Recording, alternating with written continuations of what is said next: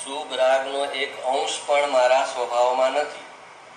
એમ સૌ પ્રથમ શુદ્ધ સ્વભાવની સ્થાપના થાય.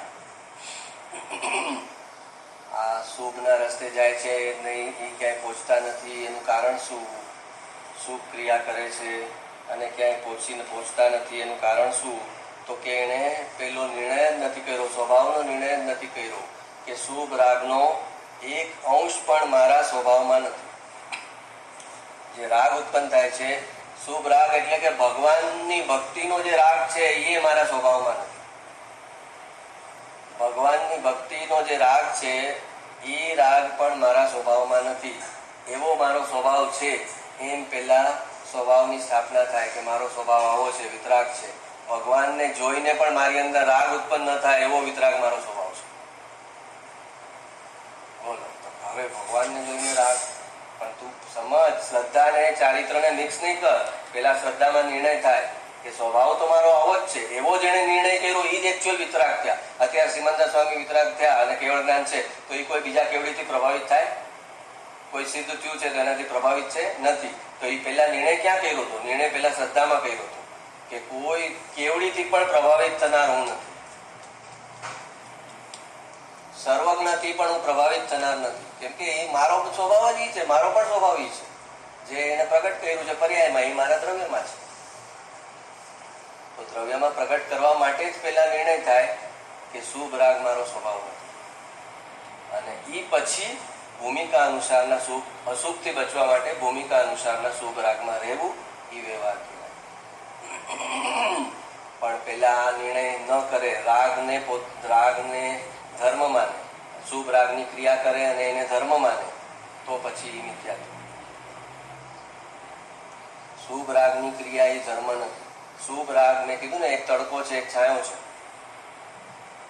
આપણે હમણાં કીધું હતું ને કે અશુભ રાગ છે એ તડકો છે, અને અશુભ રાગ એટલે પાપનું ફળ છે એ તડકો છે, પુણ્યનું ફળ છે એ છાંયો છે. તો તું છાયામાં રહે તો સારું છે, પણ એ છાંયો છે એ રસ્તાનો છાંયો છે, એ તારું ઘર નથી. તારું ઘર નથી. હા, તો જો રસ્તાના છાયામાં માણવા લાગે તો કેટલી શાંતિ છે, કેટલી શાંતિ, કેટલું સરસ છે, આ કેટલો શીળો છાંયો છે, આ ઝાડ કેટલું સારું, એમ કરે તો એ ઘરે ક્યાંથી પહોંચે? તો પહેલા એ નક્કી થાય કે ભગવાન પ્રત્યે સાક્ષાત ભગવાન હોય અને એના પ્રત્યે જે ભક્તિનો ભાવ ઉછળે, એ જે ભાવ ઉછળે એ મારો સ્વભાવ નથી, એ વિભાવ છે.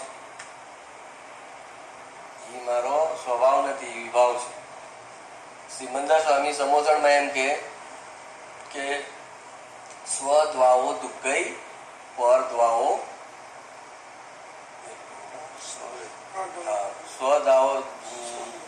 સ્વદ્વાઓ સુખ ગઈ, પરદ્વાઓ દુઃખ ગઈ. પરદ્રવ્યનું જે લક્ષ કરશે એની દુર્ગતિ થશે. પરદ્વાઓ દુઃખ ગઈ. પરદ્રવ્યનું જે લક્ષ કરશે એની દુર્ગતિ થશે. સ્વદ્વાઓ સુખ ગઈ. સ્વદ્રવ્યનું જે લક્ષ કરશે એની સદગતિ થશે, એટલે કે મોક્ષ ગતિ થશે. અને અમે તારા માટે પરદ્રવ્ય છીએ. ભગવાન સમસણમાં એમ કે છે કે અમે તારા માટે પરદ્રવ્ય છે. કેમ કે અમારું કેવળ જ્ઞાન અમારામાં છે, તારું કેવળ જ્ઞાન તારા દ્રવ્યમાં પડ્યું છે. તો અમારા કેવળ જ્ઞાનને, અમારી જાહો જલાલીને જોઈને તારું કેવળ જ્ઞાન પ્રગટવાનું નથી. તો તું અમારું લક્ષ કરીશ તો તારી દુર્ગતિ થશે. દુર્ગતિ એટલે મોક્ષ ગતિ નહીં થાય, પણ કોઈ દેવગતિમાં જઈશ. દુર્ગતિનો મતલબ અહીંયા આગળ અશુભ ગતિમાં જશે, ભગવાનનું લક્ષ કરીને, કે નરકમાં જશે એમ વાત નથી.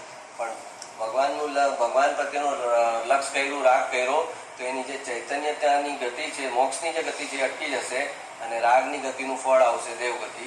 તો દેવગતિ પતશે પછી શું? દેવગતિ પતશે પછી શું? તો પહેલા સ્વભાવનો એકડો સ્થાપના થાય કે મારો સ્વભાવ વિતરાગ છે. જેવા ભગવાન વિતરાગ છે એવો મારો વિતરાગ સ્વભાવ છે. હું વિતરાગથી પ્રભાવિત ન થાવ એવો વિતરાગ છું. એ પહેલા સ્થાપના થાય. એવી જેને સ્થાપના થાય ને, એ જ સાચો ભૂમિકા અનુસારનો એને રાગ આવે. જેને વિતરાગ સ્વભાવની સ્થાપના થાય સાચા અર્થમાં, એ જ પછી ભૂમિકા અનુસારનો રાગ કરી શકે. ઇન્દ્ર છે, એને કઈ એક અવતારી છે, તો એ ભગવાનને જ્યારે નાના ભગવાનનો જન્મ થાય ને એને મેરુ પર્વત પર નવડાવવા લઈ જાય, તો એ 4 રૂપ બનાવે પોતાના 4 રૂપ બનાવે. ઇન્દ્ર એને બધી વૈક્રિય શરીરની લગતી હોય ને બધી, એનાથી 4 રૂપ ઊભા કરે પોતાના, અને એ નાના ભગવાન હોય એને નવડાવવા માટે મેરુ પર્વત પર લઈ જાય. ત્યારે ભક્તિમાન એનામાં ગાંડો થઈને નાચે કે મને ભગવાનને નવડાવવાનો લાવો મળ્યો. જે વ્યક્તિ એક ભાવમાં નેક્સ્ટ ભાવમાં મોક્ષે જવાની છે, એને ખબર છે વિતરાગતા શું છે ને રાગ શું છે. આ રાગ છે એમ પણ એને ખબર છે, અને હું વિતરાગ છું એમાં સ્વભાવથી એમ પણ એને ખબર છે.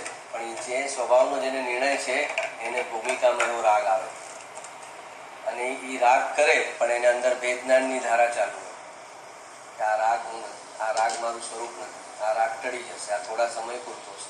આ રાગ તો એ બહાર ફેંકે છે રાગ. તો જીવ એમ સમજે કે આ તો રાગ કરે છે, એ રાગને બહાર ફેંકે છે, ખાલી કરી દે છે. કે રાગ બધો બહાર ખાલી કરી દે છે તો બંધર વિતરાગતા એનો સ્વભાવ છે એ બચી જશે. અને બાકીનો જે જીવ જોઈએ તો આ તો એટલો રાગ કરે છે, તો ક્યારે વિતરાગ થશે? એ રાગ કરે છે, એ તને ખબર નથી કે એ રાગ કરે છે, કેવી રીતે કરે છે. એ રાગ સાથે એને વેદનાન છે, એ રાગને પોતાનો સ્વભાવ સમજતા નથી. આ રાગ ટળી જવાનો છે તો ઓર વધારે બહાર ફૂલ સ્પીડથી ફેંકે છે.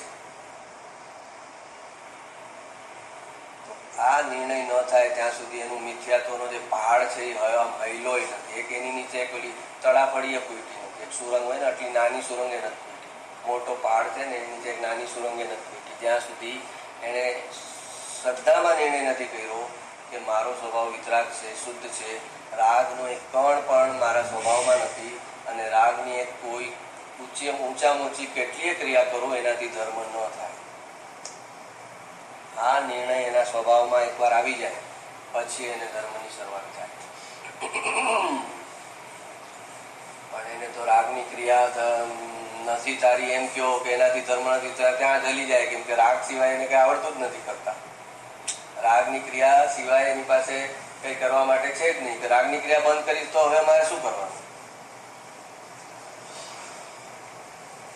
તો કે મોક્ષના માર્ગમાં કાંઈ કરવાનું જ નથી. પહેલા તો સાચી વસ્તુને સમજવાની છે, સ્વને સ્વ સમજવાનું છે, પરને પર સમજવાનું છે, કરવાનું કાંઈ નથી. હા પણ તોય હવે અમારે કરવું શું? આ સમજીને પણ હવે મારે કરવું શું? તો કે શું કરવું એ સમસ્યા નથી, કરવાની વૃત્તિ ઉઠે છે એ સમસ્યા છે. માણસને એ છે કે તો કરવાનું શું? પાપ નહીં કરવાનું, પુણ્ય નહીં કરવાનું, તો કરવાનું શું?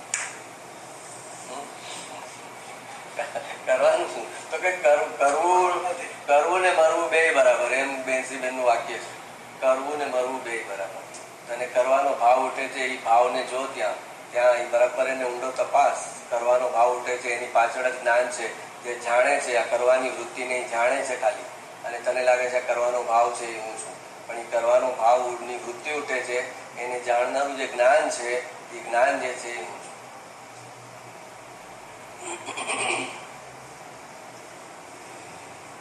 કોઈ પણ ભાવ થયો, વિભાવ થયો, એ જ્ઞાનની મોજૂદગી સિવાય ખબર કેમ પડે? મને ક્રોધ આવ્યો, મને ઈર્ષા થઈ, મને માન આવ્યું, મને માયાચારી મેં કરી, કે મને લોભ થયો આ વસ્તુનો. એ મને લોભ થયો કે ક્રોધ થયો એ ખબર કેવી રીતે પડે અગર જ્ઞાન મોજૂદ ન હોય? જ્ઞાનની મોજૂદગીમાં જ ખબર પડે ને કે આ કસાય થયો. તો જ્ઞાન પહેલું છે, કસાય તો ઉત્પન્ન થયો, અને જ્ઞાન તો હતું જ પહેલેથી. તો એમ જ્યારે અંદર જુએ પોતાની અંદર કે જેટલા કસાય ઉત્પન્ન થાય છે એને જાણનારું જ્ઞાન બેઠું છે અંદર, અને એ જ્ઞાન જે છે એ હું છું, આ કસાય જે થાય છે હું નથી. તો એને રાગ અને જ્ઞાનનું વેદના ચાલુ.